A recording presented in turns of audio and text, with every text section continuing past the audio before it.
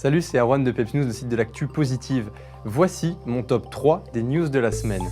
Des maillots de foot transformés en blouse d'hôpital, un nouveau traitement prometteur pour le cancer et pour finir, la Chine va convertir ses voitures à l'hydrogène.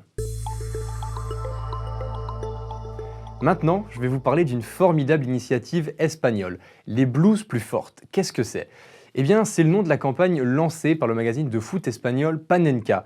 Une idée de génie, me direz-vous, et je vous la raconte. C'est celle de fabriquer avec des maillots de foot des blouses destinées aux enfants malades dans les hôpitaux en Espagne.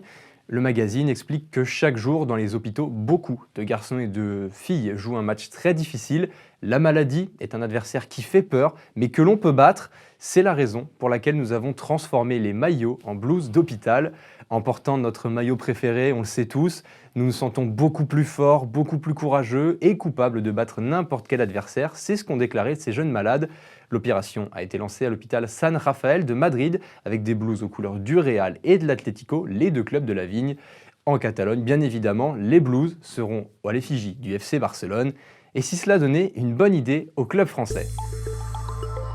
Enfin, un espoir de guérison contre le cancer. Un nouveau procédé permettant d'injecter la chimiothérapie par aérosol est actuellement à l'essai dans 7 hôpitaux français. L'APIPAC a été créé en Allemagne en 2013 par le professeur Marc-André Raymond.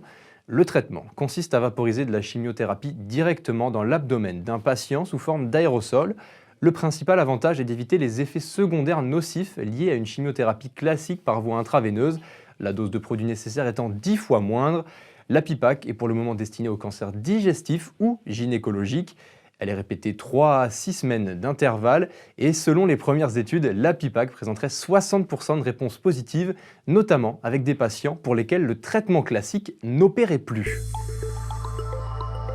Nous devrions envisager de créer une société de l'hydrogène, c'est ce qu'a déclaré Wang Gang. Je vous explique. L'ancien dirigeant d'Audi, devenu ministre de la Science et de la Technologie en Chine, souhaite convertir son pays au véhicule à hydrogène.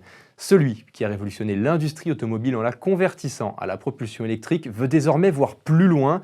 Les véhicules à hydrogène n'engendrent aucune émission de CO2, de particules fines ou d'oxyde d'azote. La voiture ne rejette que de l'eau. Et leur autonomie est bien évidemment supérieure aux véhicules électriques.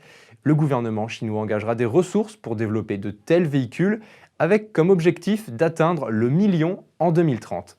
La Chine encourage l'adoption de véhicules fonctionnant à l'hydrogène dans certaines régions test en mettant en place un écosystème comprenant la production, le stockage, le transport et le ravitaillement en hydrogène. De quoi là aussi donner une idée aux autres pays du monde.